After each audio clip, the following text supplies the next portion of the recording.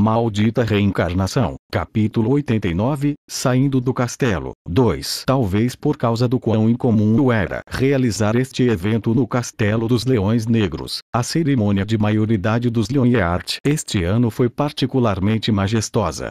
No entanto, além disso, não foi particularmente especial e também não demorou muito.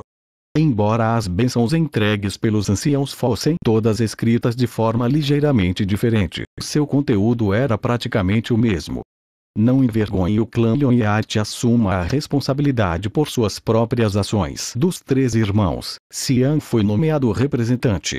Isso ocorreu porque Evard não pôde comparecer, e também porque Xian era o mais próximo na linhagem de herdar a posição de patriarca. Sem esconder suas emoções elevadas, Xian colocou a mão em seu peito e fez um juramento. Eugênio e Ciel ficaram um passo atrás de Xian e repetiram as palavras do juramento junto com ele. E assim, a cerimônia de maioridade acabou. Embora ainda restem alguns meses até que sejamos legalmente adultos, já que já tivemos nossa cerimônia de maioridade, já dá para dizer que estamos todos crescidos. Afirmou Xian com um aceno confiante enquanto estavam voltando para a fortaleza do castelo. Colocando a mão no ombro de Eugênio, Xian fez uma oferta. Nesse caso, devemos ir tomar uma bebida juntos, irmão. Você realmente é um idiota pretensioso. Eugênio bufou e afastou a mão de Xian. A expressão de Xian se torceu em um beicinho, como se negasse que ele já tinha sido algo como pretensioso, e pressionou. Então, que tal? Esta não será a nossa primeira vez bebendo juntos. Eu já fui beber antes. Eugênio informou. Xian vacilou. O que você disse? Quando? Enquanto eu estava em Arot. Explicou Eugênio. Os olhos de Xian tremeram em choque com essa resposta casual. Houve uma vez, quando Xian estava passando pela puberdade, que ele, como muitos outros meninos, começou a pensar que alguns hábitos não saudáveis eram muito legais. O Xian de 15 anos passou a admirar os cavaleiros andantes errantes que apareciam em muitas sagas. Os vagabundos que eram gentis com os fracos e impiedosos com seus inimigos. Fodões que usavam capas velhas desleixadas, gostavam de álcool e cigarros e meditavam em sua solidão mesmo quando recebiam o amor de muitas mulheres. No entanto, as únicas mulheres que se encontravam na propriedade principal eram as subordinadas. Para Xian, elas eram vistas primeiro como dependentes de sua família e só depois como mulheres. Isso significava que não podiam ser tratadas como objetos de sua afeição. Como tal, Xian desistiu do amor pelas mulheres e, em vez disso, encarregou suas subordinadas de conseguir alguns cigarros e álcool. Era óbvio que se ele tentasse fumar e beber em seu quarto, seria pego por aquela mãe aterrorizante dele e realmente levaria uma bronca. Como os cavaleiros e os servos da família às vezes iam fumar nos fundos dos depósitos, Xian sentiu que haveria pouco risco de ser pego se ele se escondesse no depósito do ginásio. No meio da sala empoeirada, ele havia se encostado em uma parede velha e fumado um cigarro. Então, em vez de servir o uísque incrivelmente forte em um copo, tentou tomar um grande gole direto da garrafa. Mas antes que pudesse fazer isso, Eugênio abriu a porta da despensa e entrou. Eugênio começou a bater em Xian até que o cigarro que acabou de acender finalmente se apagasse. Mas aquele maldito desgraçado não parou de bater nele. Eugênio até agarrou Xian pela orelha e o arrastou até a ancila. Então, Xian começou a ser repreendido por sua mãe também. Você realmente se atreve a me olhar nos olhos mesmo tendo me repreendido por tentar beber antes de eu me tornar adulto quando você realmente bebeu álcool em Arot? Xian rosnou de raiva. Eugênio deu de ombros. Não é como se eu tivesse ido beber porque queria. Seu filho da puta. Xian chegou, seus ombros levantando enquanto lutava para conter sua raiva. Sobre aquela bispa auxiliar, Cristina, Ciel os interrompeu. Há algo suspeito nela. Eugênio se virou para ela. Do que você está falando de repente? Como quando você e Lord Genos tiveram sua partida ontem, e hoje na cerimônia de maioridade também, ela estava olhando para você com um olhar estranho. Ciel acusou. Em vez de Eugênie, ela poderia estar me encarando. Cian, que acaba de ter um acesso de raiva, começou a sorrir brilhantemente assim que a conversa se voltou para Cristina. Afinal, eu fui o protagonista da cerimônia de maioridade de hoje. Quanto a vocês dois, bem, vocês eram apenas personagens coadjuvantes, destinados a me sustentar. Você não concorda? Afinal, fui eu quem recitou o juramento, e também fui eu quem ficou de pé na frente. Irmão, pode calar a boca um pouco. A testa de Ciel franziu quando ela teve que evitar olhar para ele, mas o sorriso de Cian permaneceu impassível. Acariciando a frente de seu terno bem cortado, Cian continuou falando. Embora eu já tivesse notado isso quando nos conhecemos, a bispa auxiliar, Cristina é realmente muito bonita. Pode ser porque ela é uma candidata a santa, mas embora seja difícil de descrever, há um ar de divindade que parece fluir dela. Cristina não revelou que se tornou uma santa completa para mais ninguém.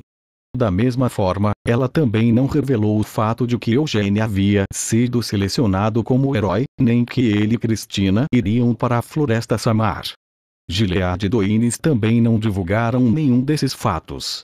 Do jeito que estava, esse assunto era importante demais para ser tratado com leviandade, então quanto menos pessoas soubessem disso, melhor. Você também não sentiu.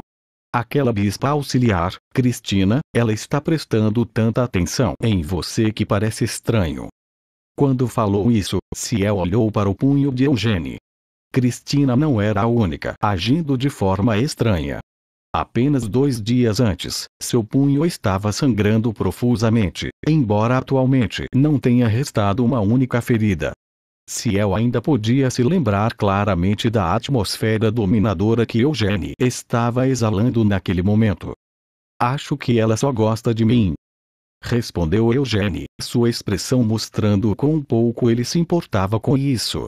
Cian riu dessas palavras como se as achasse ridículas, mas Ciel não poderia ser tão alegremente alheia quanto Cian. Ela inclinou a cabeça para o lado e olhou para Eugênie. Acho que você se divertiu durante seu encontro secreto com ela. Suas piadas realmente precisam soar tão sarcásticas. Eugênie respondeu. Então, ouvi dizer que você voltará para a propriedade principal amanhã. Existe algum motivo para querer voltar tão rapidamente? Cian disse que vai ficar no castelo até o ano que vem, então por que você não fica aqui também e faz aquele seu treinamento maluco? Sugeriu Ciel. Cian admiravelmente decidiu ficar no Castelo dos Leões Negros para algum treinamento. Ele havia tomado essa decisão por causa da batalha entre Eugênie e Genos. Embora os cavaleiros da família principal fossem excelentes, era verdade que eles eram mais fracos quando comparados aos capitães dos Cavaleiros Leão Negro. Como tal, Cian decidiu ficar no Castelo dos Leões Negros pelos próximos meses e receber a tutela dos capitães. Gilead apoiou totalmente a decisão de seu filho. Os capitães dos Cavaleiros Leão Negro obviamente já haviam concordado, e até os anciãos do conselho estavam dispostos a orientar Cian, o candidato mais provável para ser o próximo patriarca. Na opinião de Ciel, em tais circunstâncias, não havia motivo para Eugênie não permanecer no castelo. Não era esse o cara obcecado por treinamento desde que se conheceram na propriedade principal? Acontecia que os Cavaleiros Leão Negro também contavam com muitos magos de nível alto entre seus membros, e havia até capitães que eram bons em usar várias armas e técnicas. Mas mesmo com tudo isso, Eugênie decidiu não ficar no castelo. Apenas seu irmão, que estava com ela desde que nasceram, ficaria no castelo com ela. Ciel ficou profundamente decepcionada com esse fato. Além disso, dizem que a bispa auxiliar também partirá no mesmo dia que você. Ciel trouxe outra questão bruscamente. Acontece que estamos saindo ao mesmo tempo. Se sairmos separadamente, isso significa apenas que temos que usar o portão de teletransporte 2 vezes. Desde quando você se importa com algo assim? Perguntou Ciel. Eugênie voltou como uma pergunta. Por que você está tão desconfiada? Não é como se houvesse motivos para suas suspeitas. Ouvi dizer que você fará uma viagem depois de voltar para a propriedade principal. Para onde vai? Ciel mudou de assunto. Ainda não decidi um destino, só quero sair e conhecer o mundo. Afirmou Eugênie. Junto com a bispa auxiliar. Ciel era perspicaz desde jovem e já havia notado que algo estava acontecendo. Enquanto olhava fixamente para Eugênie, ela continuou. Depois que todos vocês voltaram do túmulo, papai e o chefe do conselho mostraram expressões desagradáveis. E isso vale para você também. Não vejo como isso poderia estar relacionado a eu supostamente fazer uma viagem com a bispa auxiliar, Cristina. Respondeu Eugênie evasivamente. Isso mesmo. A senhorita Cristina não é uma pessoa tão livre, então por que ela viajaria com ele? Cian imediatamente concordou com as palavras de Eugênie e olhou para Ciel em dúvida. Irmãzinha. Você deve apenas ser honesta. Realmente quer que Eugênie e eu fiquemos no castelo com você, certo? Irmão, por favor, cale a boca por um momento. Ciel implorou exasperada. Cian virou-se para Eugênie. Já que ela já falou tanto, você não pode ficar com a gente. Ainda pode ir em sua viagem depois. No final, o ponto era que Cian também queria que Eugênie ficasse no castelo com eles. Embora tivesse lido e memorizado ansiosamente o livro que recebeu dele, ainda não havia entendido completamente a essência. Como tal, Cian queria continuar aprendendo um pouco mais com Eugênie. Embora fosse uma experiência valiosa, receber conselhos dos anciãos rigorosos e experientes, bem como a orientação dos capitães que passaram pelo inferno e pela maré alta, Cian ainda queria ser guiado neste treinamento por seu próprio irmão, se fosse possível. Não faz muito tempo desde que ele voltou, então por que está pensando em sair de novo? Cian pensou consigo mesmo com alguns sentimentos feridos. Retornando depois de 3 anos inteiros, apenas para deixá-los novamente. Depois que sua irmã gêmea, Ciel, também partiu para o Castelo dos Leões Negros, o único que ficou na propriedade principal foi Cian. Mesmo que devesse ter muitos irmãos com ele, ele era o único que ainda morava naquela extensa propriedade. Claro, Cian estava tão ocupado e envolvido em seu treinamento durante esse tempo, que nem teve um momento de sobra para se sentir sozinho, mas se possível, ele ainda queria estar com seus irmãos. Que pirralho fofo! Eugênie sorriu e deu um tapinha no ombro de Cian. Ciel era hábil em esconder suas expressões faciais. No entanto, seu gêmeo, Cian, não foi capaz de fazer o mesmo. Beleza. Vamos tomar um drink juntos como irmãos. Propôs Eugênie. Também vou beber com vocês. Insistiu Ciel. E seus deveres? Eugênie perguntou. Não tenho nada agendado hoje, então está tudo bem. Depois de dizer isso, Ciel fez beicinho e continuou. Então você está mesmo indo embora? Sim. Eugênie facilmente confirmou. Uma vez que Eugênie se decidia, raramente mudava de ideia. Era assim que ele tinha sido em sua vida anterior, e era assim que era agora. Embora pudesse ser muito divertido passar alguns meses no castelo, havia uma razão pela qual ele precisava ir para Samar. Uma razão que precisava ser priorizada sobre todo o resto. Ele precisava encontrar a aldeia élfica que estava escondida em algum lugar dentro daquela vasta floresta tropical. Quanto a se ele realmente seria capaz de encontrar Siena lá, não tinha certeza. Talvez, apenas talvez, ela pudesse ter morrido há muito tempo. Como tal, precisava encontrar a Vila dos Elfos o mais rápido possível.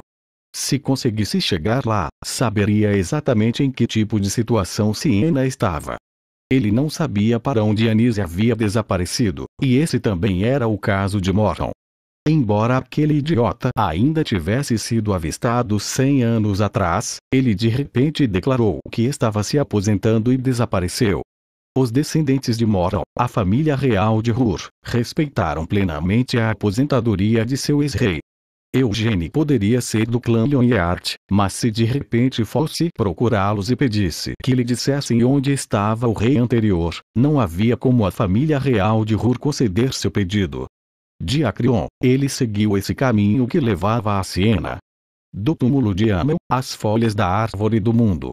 Agora ele precisava encontrar a aldeia élfica, em algum lugar na floresta Samar. Não tem jeito mesmo. Ciel admitiu, sentindo que definitivamente não seria capaz de mudar a mente de Eugênie. Ela soltou um longo suspiro e coçou a cabeça em frustração, então mudou de assunto. Esta é a primeira vez que vamos beber juntos. Já que você vai embora amanhã, vamos também comemorar o fim da nossa cerimônia de maioridade. Então, se vamos beber, devemos pelo menos beber algo bom. Algo bom. Cian repetiu, seus olhos se arregalando com essas palavras. A senhora Carmen tem um vinho extremamente caro guardado em sua vitrine. Segundo os cavaleiros da terceira divisão, não só o preço do vinho é alto, mas também extremamente difícil de obter. Explicou Ciel. De jeito nenhum a senhorita Carmen nos daria um vinho tão caro. Protestou Cian. Não se preocupe com isso. Porque eu vou lá sorrateiramente, Ciel assegurou a ele. Mana não vai ter problemas fazendo isso. Cian perguntou incerto. Está tudo bem. Insistiu Ciel. Porque a senhora Carmen não bebe nenhuma gota de vinho. Ela ocasionalmente o coloca na mesa de jantar, mas apenas coloca um pouco de chá preto da mesma cor do álcool em seu copo. Parece que ela é uma pessoa bastante consistente. Eugênie murmurou com um bufo divertido. Nesse caso, não haverá problemas, desde que substitua o conteúdo da garrafa por outro vinho. Depois que tudo foi feito, os três se reuniram no quarto de Eugênie no meio da noite. Ciel contou a saga de como havia invadido o quarto de Carmen para roubar o vinho, enquanto Cian admirava a coragem de sua irmã e exalava uma sensação de expectativa pelo primeiro gole de sua vida. No entanto, a realidade de algo era muitas vezes pior do que você esperava.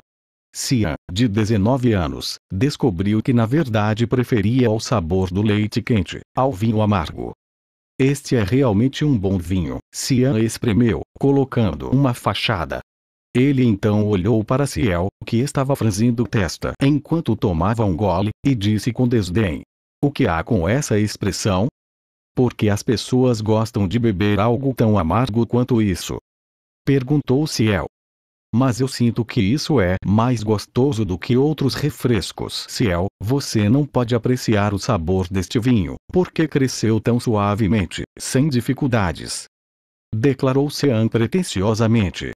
Como nasceram como gêmeos e cresceram juntos, as palavras de Cian obviamente não faziam sentido. Ciel ficou irritada com a bravura de seu irmão, mas ela não mostrou nada disso e, em vez disso, apenas encheu o copo de Cian até a borda. Como esperado, o irmão é realmente incrível. Ela fez questão de lisonjeá-lo. Assim, Cian bebeu um copo após o outro até que finalmente caiu de lado. Ciel, que havia derrubado Cian, agora se voltou para Eugênie como seu próximo alvo. No entanto, ao contrário de Cian, Eugênie era muito bom em beber. Seu plano de embriagá-lo e desenterrar todo tipo de chantagem foi um fracasso. Mesmo que o vinho que ela trouxesse finalmente tivesse chegado ao fundo, Eugênie ainda estava perfeitamente bem. Por que você não está bêbado? Ciel finalmente perguntou. Estou um pouco bêbado. Admitiu Eugênie. Ciel aproveitou sua chance. Você vai a algum lugar com aquela bispa auxiliar, Cristina? Eu já disse que não vamos a lugar nenhum juntos, então por que você fica me perguntando sempre a mesma coisa? Eugênie perguntou exasperado enquanto jogava o Cian esparramado em uma cama e escoltava Ciel para fora do castelo. Antes de sair, Ciel disse: vejo você amanhã. No entanto, Ciel não foi capaz de sair para vê-lo. Isso porque Carmen, que havia detectado sua intrusão, pegou-a e arrastou-a para fazer um treinamento individual começando cedo pela manhã. Cristina, que havia chegado em frente ao portão de teletransporte mais cedo que Eugênie, olhou para ele com um leve sorriso enquanto se aproximava. Gilead estava falando sobre algo com Doenis. Desculpe incomodá-lo assim. Eugênio se desculpou. Não pense assim. Como patriarca, eu teria que estar lá de qualquer forma para abrir o cofre do tesouro. Também quero estar lá para ver pessoalmente quando você sacar a espada sagrada. Gilead disse, sua voz sincera. Após o grande Vermouth, ninguém conseguiu ganhar o reconhecimento da espada sagrada. Embora não fossem diretamente relacionados pelo sangue, Gilead ainda considerava Eugênio seu filho. Como tal, não podia deixar de se sentir complicado. Isso era tudo por causa de Evard. Embora realmente não quisesse pensar sobre isso, Gilead teve que admitir que o contraste entre seu filho mais velho Evard e seu filho adotivo Eugênio era muito forte. Aquela decepção de filho dele era o ponto fraco de Gilead e sua maior vergonha. Gilead tentou não demonstrar a pena que sentia por seu filho mais velho na frente de Eugênio. Depois de deixar Eugênio partir em sua jornada, Gilead pretendia retornar ao Castelo dos Leões Negros. Os poucos meses que Sean ficaria no castelo também serviriam como um teste para ver se ele era digno de sua posição como o próximo patriarca do clã. O Conselho de Anciãos não tinha a intenção de dar a Evard, que havia manchado o prestígio da família, tal chance. Como tal, Gilead decidiu que durante esses próximos meses, ele tentaria persistentemente persuadir o Conselho dos Anciãos. Não estaria pedindo que fizessem nada em relação à sucessão patriarcal, é claro. Gilead estava apenas esperando que permitissem que Evard voltasse para a família principal. Depois disso, Gilead queria ir ao feudo Bossar para se encontrar com Evard e Tionis. Mesmo que não conseguisse convencer o Conselho dos Anciãos, ele pelo menos queria se encontrar com sua esposa e filho para encontrar uma liberação para esses sentimentos sufocantes. Depois de passar pelo portão de teletransporte, voltaram para a propriedade principal do clã Lionheart. Graças a ter repassado a palavra com antecedência, apenas o número mínimo de subordinados necessários para ativar a magia do portão estava esperando à frente deles. Você realmente não vai contar nada ao Gerard? Gilead perguntou a Eugênio. Se eu dissesse a ele que estava indo para Samar, meu pai me agarraria e me imploraria para não ir, enquanto me afogava com lágrimas e ranho. Explicou Eugênio. Ele definitivamente faria isso. Gilead assentiu com um sorriso brilhante. Mas não é natural que um pai se preocupe com o filho. Também o deixo preocupado, senhor patriarca. Eugênio perguntou. Claro, também estou muito preocupado. No entanto, minha fé em você superou todas as minhas preocupações. Gilead o assegurou. Vou dar o meu máximo para não ser pego em nada muito arriscado. Por que não vou sozinho? Disse Eugênio enquanto olhava para trás. Cristina, que o seguia com um leve sorriso, assentiu levemente em resposta ao olhar de Eugênio. Eu também darei o meu máximo para evitar que a jornada de Sir Eugênio se torne muito perigosa. Eu realmente não sei como um milagre de transformar biscoitos em pão ajudaria em uma situação perigosa. Eugênio observou sarcasticamente. Os bárbaros de Samar podem simplesmente gostar de pão. Disse Cristina, seu sorriso ligeiramente torcido. Eugênio deu de ombros com essas palavras e olhou para frente mais uma vez. Eventualmente, eles chegaram em frente ao cofre do tesouro. Fazia 6 anos desde a última vez que Eugênio tinha vindo até ali. Eugênio esfregou o colar que estava usando no pescoço todo esse tempo enquanto olhava para a porta do cofre do tesouro. Mas enfim, está tudo bem para a senhorita Cristina entrar lá conosco. Eugênio verificou tardiamente. Gilead hesitou. Em princípio, é proibido, mas não seria estranho se uma santa não estivesse presente no local onde a espada sagrada é sacada. Cristina argumentou, sem intenção de recuar. Enquanto enfatizava o nome da espada, ela continuou. Ninguém foi capaz de receber o reconhecimento da espada sagrada nos últimos 300 anos. No entanto, se Sir Eugene conseguir isso hoje, isso significaria que o Deus da Luz deu suas bênçãos para a jornada de Eugene, e ele pôde até entregar outra revelação sobre sua jornada. Estou perguntando, porque estou muito curioso, mas está tudo bem uma sacerdotisa vender tão facilmente seu Deus como desculpa para conseguir o que quer? Eugene perguntou. Senhor Eugene, o que exatamente você quer dizer com isso? Juro pela minha palavra que nunca usei o nome de Deus em vão. Cristina jurou. No final, foi decidido que Cristina também os acompanharia até o cofre do tesouro. Assim como havia feito 6 anos antes, Gilead acariciou a maçaneta com os dedos manchados de sangue. Creak! As gravuras esculpidas na porta começaram a se contorcer. O cofre do tesouro se abriu. A primeira coisa que Eugene viu pela porta aberta parecia exatamente a mesma de 6 anos antes. A radiante espada dourada que estava incrustada no centro da sala. Separada da iluminação que iluminava o interior do cofre do tesouro, a espada emitia sua própria luz. Esta era a espada sagrada. É mesmo a espada sagrada da luz, Altair. Cristina soltou um suspiro de admiração enquanto juntava as mãos. Fazia muito tempo desde que Eugene ouvira pela última vez o verdadeiro nome da espada sagrada. Cristina o chamou. Agora então, Sir Eugene, falarei sobre isso mais tarde. Disse Eugene, virando-se para Gilead. Ele pode já ter pedido permissão com antecedência, mas não seria rude da parte dele simplesmente passear pelo cofre do tesouro como quisesse.